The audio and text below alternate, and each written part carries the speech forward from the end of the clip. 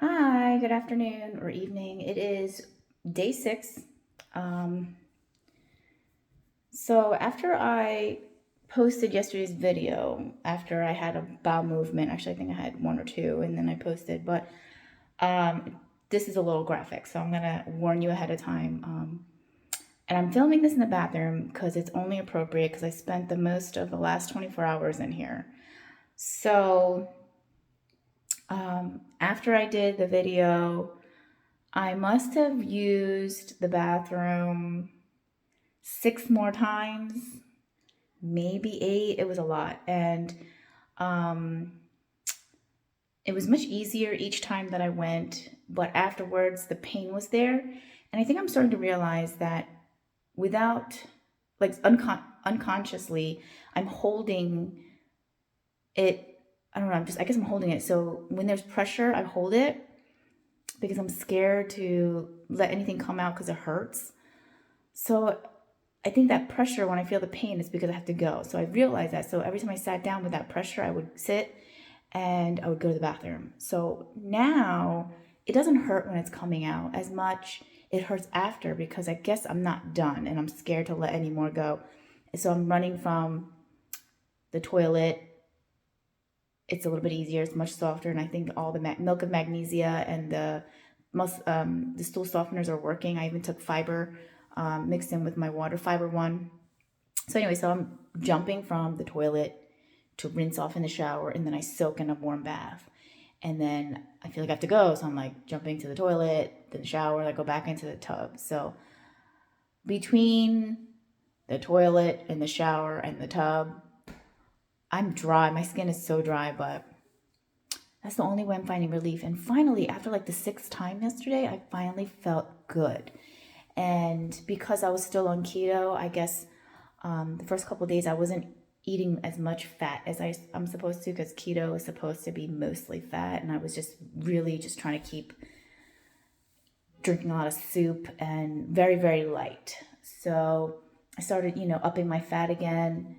And I guess I had, after all that running to the bathroom, I just lost 3 pounds. So that was a relief. I'm on a keto journey. I lost about 9 pounds, but during surgery and all that, I maintained my weight and if not gained a pound, which is fine because it's probably all water weight.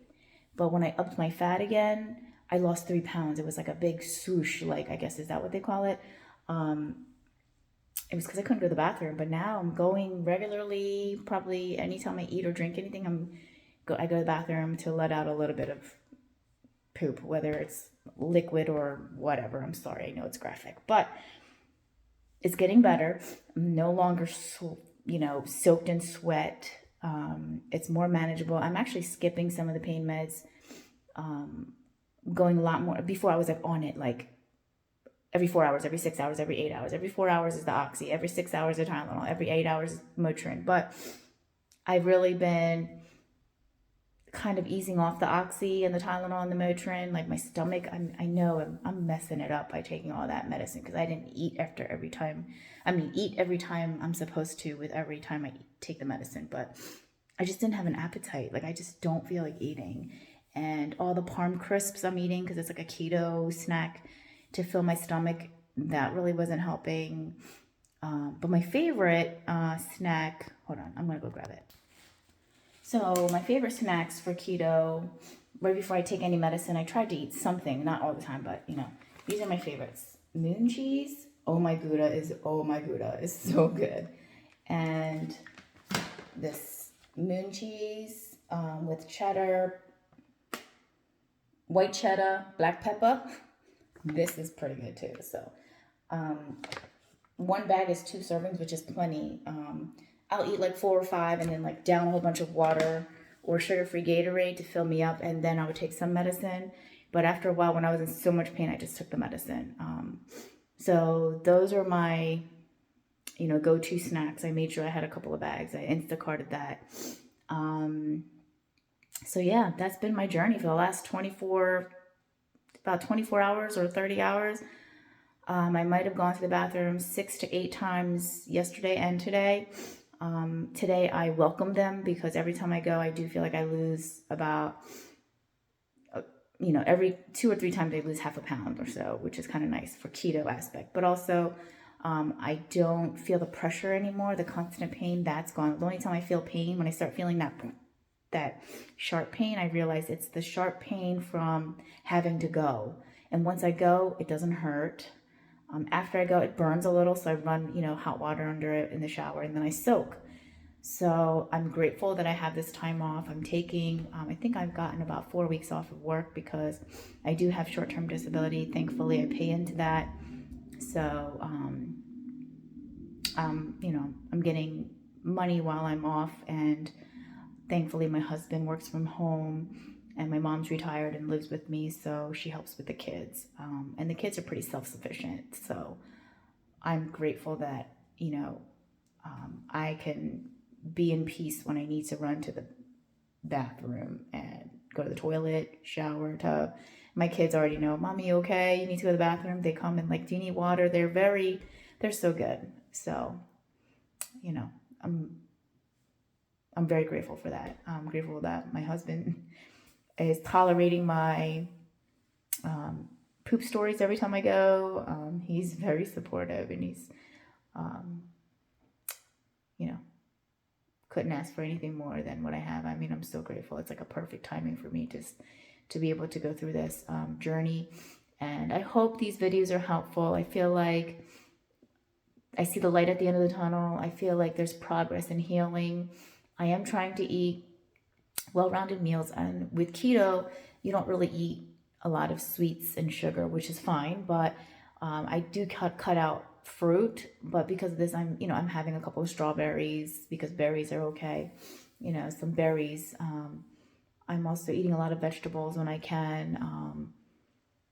I'll make scrambled eggs with extra butter, or I add spinach and broccoli. Oh, excuse me, I'm so dry. This keto and this soaking the tub and just all this running to the bathroom is making me dry. But my skin is horrible. Sorry. But anyway, so yes. So yeah, I feel like this is probably a big breakthrough that I'm able to go to the bathroom and I'm not in tears anymore. So um yeah. So basically, so now it's just really, the tail end of my recovery. I feel like I'm over that hump. Um, and really, I'm just now waiting on 1 month after recovery, and then waiting for my mommy makeover. I'm scheduled to have a tummy tuck, so I'll go through with my um, vlog on that soon. I've had 5 children, natural childbirths, full term. I nursed all of them. I do have 4 living children, so you heard right. I do have 4 children. I had 5 births. So my first one,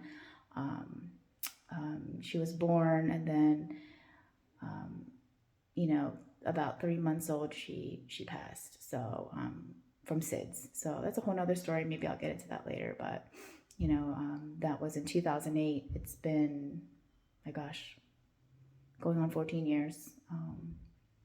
Still hard. Sorry. But so yeah, so that's a pain that will never get better. It's just you learn to cope.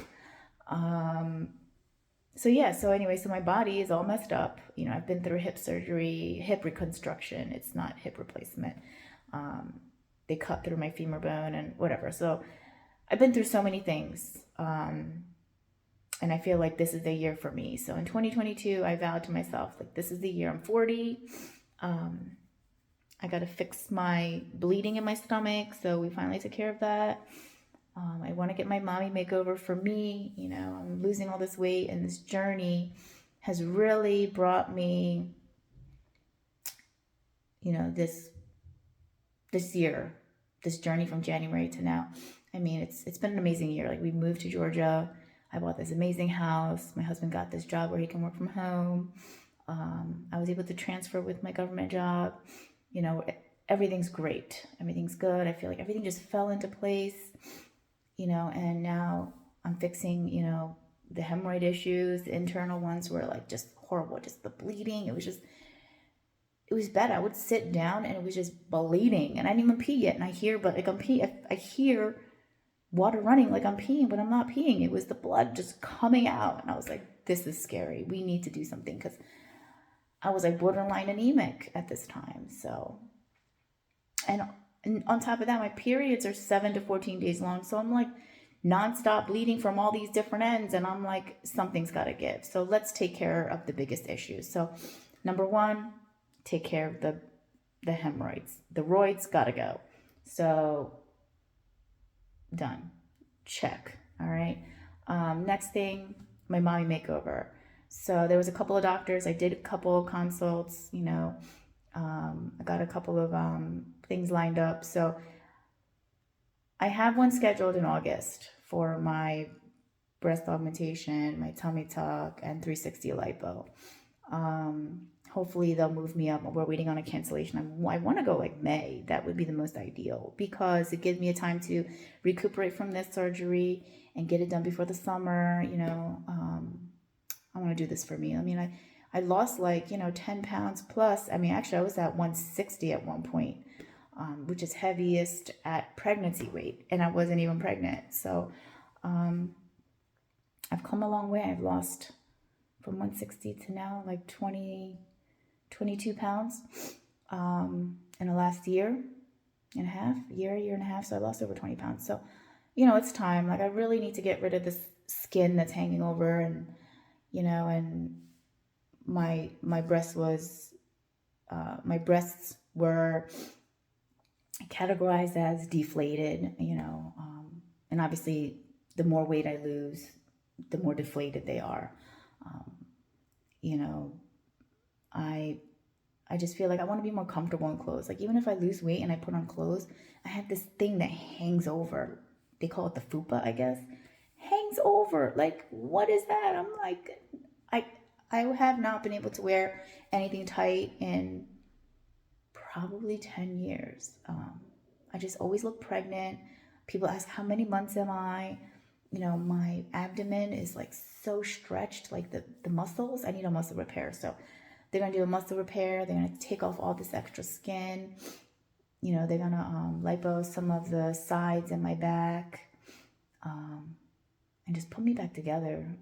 Like, let me enjoy it. Like, I'm 40 now, and it's time. I have a little bit more time to be able to, I want to enjoy myself. I want to be able to put on a bathing suit and be happy. So that's what I'm going to do.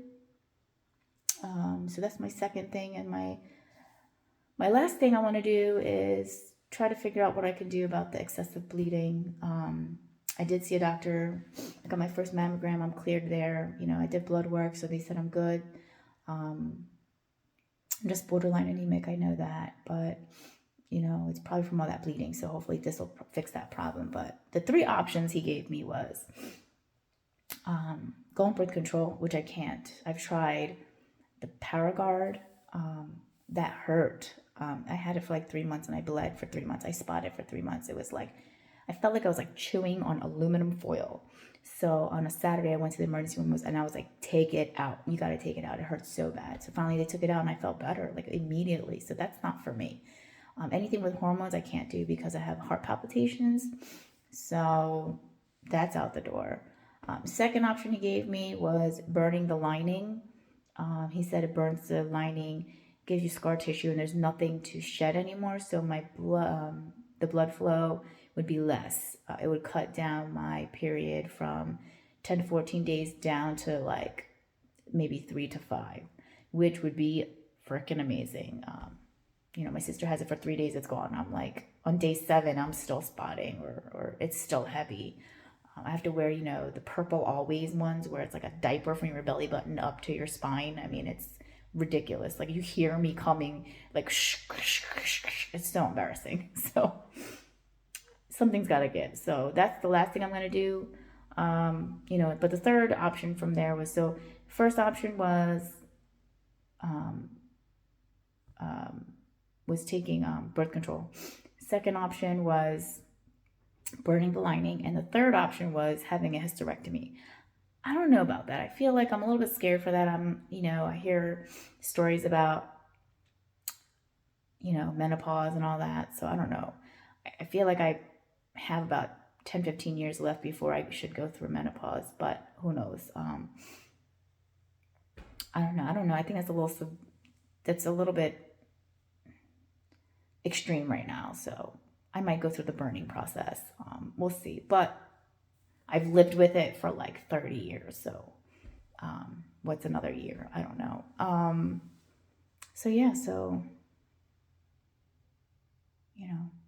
first thing checked off is the roids are gone. Second thing is going to be my mommy makeover. Very excited about that. That's my motivation to keep going with this keto journey because, obviously the more I lose, the more skin they can cut off and the flatter it will look. So, I mean, I'm happy. I'm happy with where I'm at, but I would love to be, I would love to lose. I'm happy where I'm at. I'm going to try to lose 5 more. If I can lose like 10 more, that would be my ideal weight for my height. I'm 5 feet tall. I really should not be this weight. But at 40, I'm okay. I'm good with where I'm at. But I would love to lose 10 pounds. Oh my gosh. I have not seen the 120s since my first child. So, going to college, I was like 97 to 103 pounds. I was in 00, whatever. I was even wearing size 12 kids, working at Abercrombie and Kids in college. I went out to Rutgers.